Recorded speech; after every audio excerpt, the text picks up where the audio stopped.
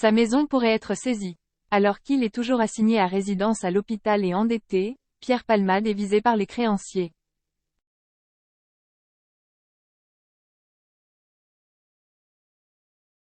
En effet, selon les informations exclusives de Closer à retrouver en kiosque vendredi 7 avril, l'histoire est mise sous pression.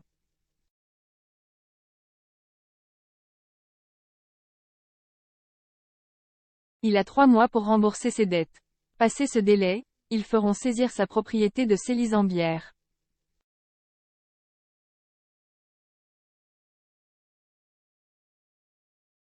Un nouveau coup de massue donc pour l'homme de 55 ans qui a causé un terrible accident le 10 février 2023.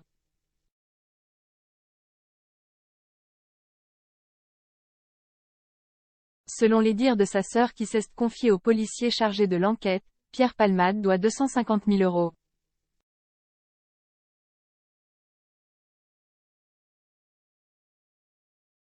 Une dette importante contractée, selon Le Point, auprès de l'URSSAF, de l'impôt et son producteur qu'il ne peut apparemment pas rembourser.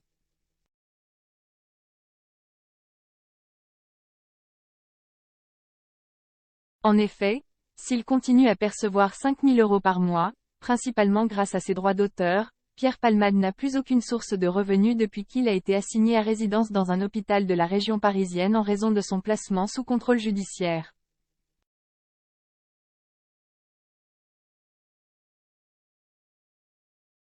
Ses créanciers, eux, s'impatientent et misent donc sur la mise en vente de sa propriété de Célises-en-Bière, située en Seine-et-Marne, pour récupérer leur dû.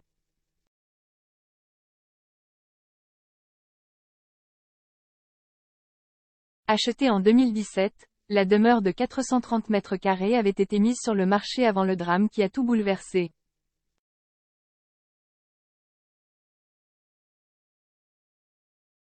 Théâtre de séances de chemsex, elle a été cambriolée le 13 février avant d'être placée.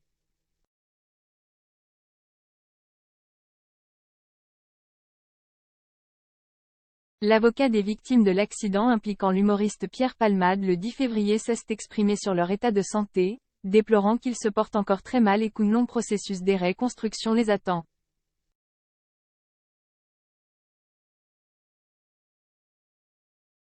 Maître Batik, l'avocat des victimes de l'accident impliquant Pierre Palmade le 10 février dernier s'est exprimé sur BFM TV pour donner des nouvelles de ses clients.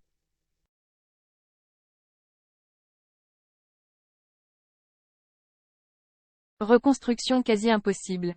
Maître Batik a déclaré à propos de l'état de santé des victimes qu'elles allaient toutes très mal, déplorant notamment le fait que pour la femme ayant perdu son BE accent aigu, la reconstruction est quasi impossible.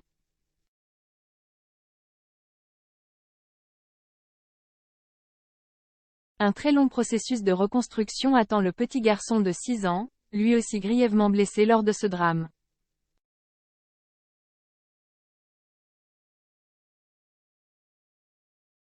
Il a indiqué que le père va très mal, ajoutant qu'il est toujours broyé. Il est par ailleurs sorti du coma artificiel, l'avocat estime Kwon ne peut même pas d'ailleurs son état psychique car on n'en est pas à cette étape-là.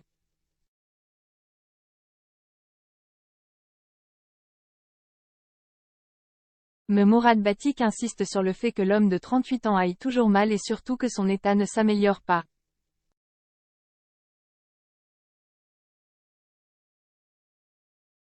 Ses clients attendent la vérité sur l'affaire, a-t-il expliqué.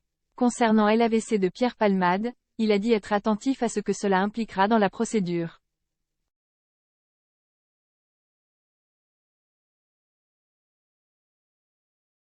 Il indique par ailleurs que l'enquête a révélé le fait que l'enfant de 6 ans était bel et bien attaché lors de la collision.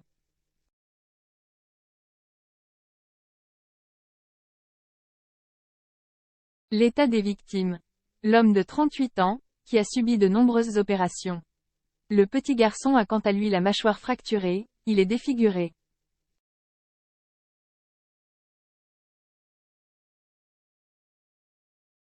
Tous les passagers auront des séquelles physiques très importantes. Encore plus pour l'enfant et le conducteur, compressé entre le fauteuil et le volant.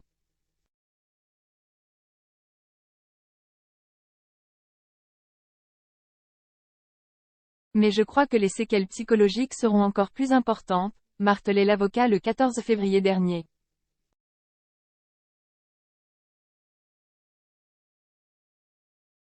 La passagère était venue rendre visite à sa belle famille. Le beau-frère l'a raccompagnée à son domicile, contextualise Mourad Batik.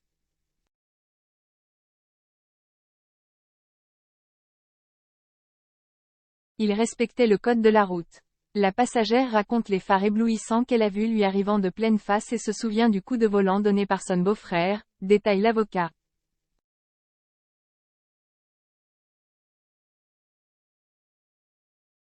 Après le choc, elle est sortie de la voiture pour aider l'enfant à l'arrière mais s'est effondrée, à bout de force, criant mon bébé en se tenant le ventre.